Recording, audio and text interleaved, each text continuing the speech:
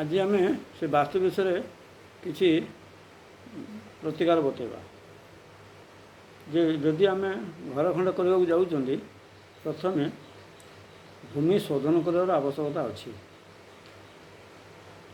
भूमि शोधन पर विभिन्न प्रकार बाट रही तादर मु गोटे प्रतिकार बतौची।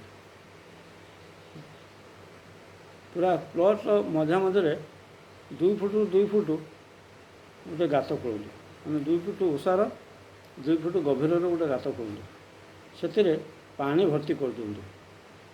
अपेक्षा करूँ से पानी केते समय भितर सुखुची केते परिमाण सुखुची।